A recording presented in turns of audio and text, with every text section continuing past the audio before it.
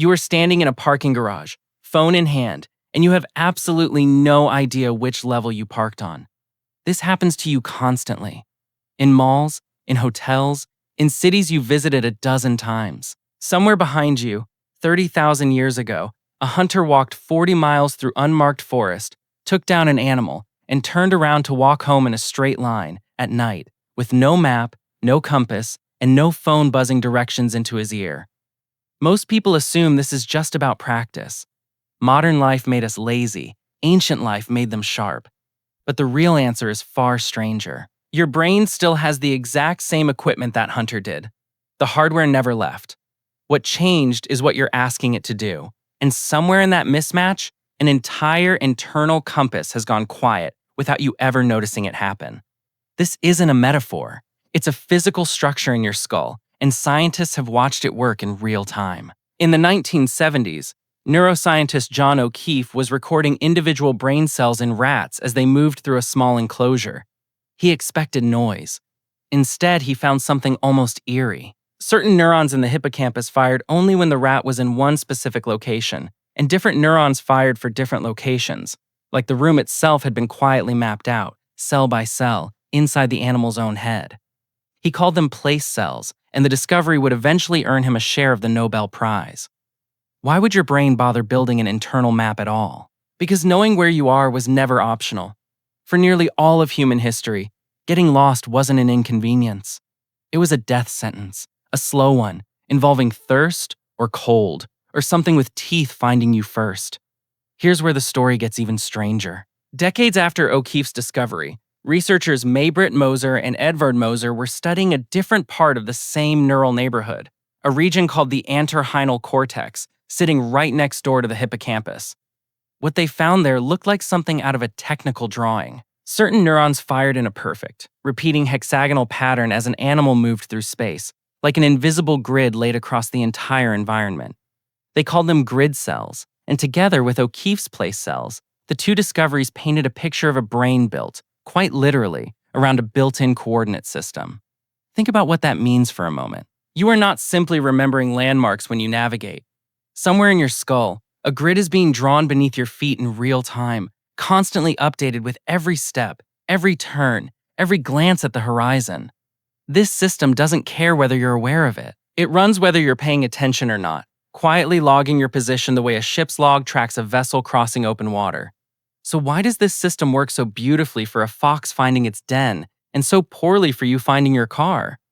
The answer isn't that your grid cells stopped working. It's that you stopped feeding them anything to work with. Psychologist Veronique Bobot has spent years studying how people actually navigate, and her research points to something uncomfortable. There are two different strategies your brain can use to get from one place to another. One is called spatial strategy, and it relies on building a genuine mental map, understanding how landmarks relate to each other in space, the kind of map-making your hippocampus was built for. The other is called response strategy, and it's little more than memorizing a sequence of turns left at the gas station, right at the light, without ever understanding how those turns connect to anything else around them. Bobot's research found that people who rely heavily on turn-by-turn directions, the kind of phone gives you, lean almost entirely on this second, shallower strategy. And the less you use spatial strategy, the weaker that circuitry becomes, not unlike a muscle you've simply stopped lifting. This is not something your ancestors ever had the luxury of avoiding. Anthropologists studying hunter-gatherer groups, including work led by Elizabeth Kashdan comparing wayfinding across different cultures and environments, have found that people raised in wide, open, unmarked landscapes, deserts, savannas, dense forest, develop noticeably stronger spatial navigation skills than people raised in cities laid out on predictable grids with street signs on every corner. It isn't a difference in raw intelligence. It's a difference in what the environment demanded of the brain, day after day, for an entire childhood. A hunter tracking an animal 40 miles from camp could not memorize a sequence of turns. There were no turns. There was only terrain, and terrain only makes sense if you build an actual map of it in your head, one that lets you say, with total confidence, home is that direction, even when home is nowhere in sight. Now think about how differently you use this ability today. You get into your car, and a small screen tells you to turn left in 400 feet. You obey. You do not look at the mountain in the distance. You do not notice which way the sun is setting. You do not build a map at all, because something else has already built one for you and handed you only the next single step, over and over, like a puzzle you're solving one piece at a time with the box lid hidden from view. Researchers studying long-term GPS use have found exactly what Bobot's earlier work predicted. The hippocampus of habitual GPS users shows less activity during navigation tasks compared to people who navigate using their own spatial memory. The tool that was supposed to make travel easier appears to be quietly narrowing the very system that once made travel possible at all. And here's the part that should genuinely unsettle you. This isn't limited to finding your car. The hippocampus that builds spatial maps is the same structure deeply involved in forming new memories in general.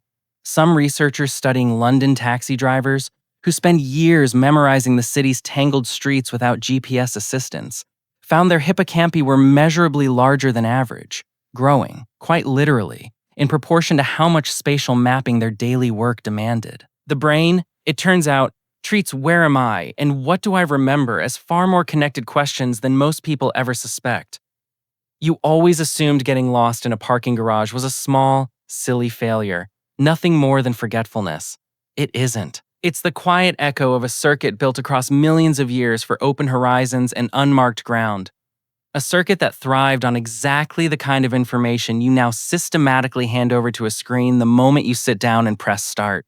So the next time you stand in that parking garage, phone in hand, notice the moment right before you reach for it. That small flicker of hesitation is your hippocampus, still there, still trying to draw a map, waiting for a chance you almost never give it anymore.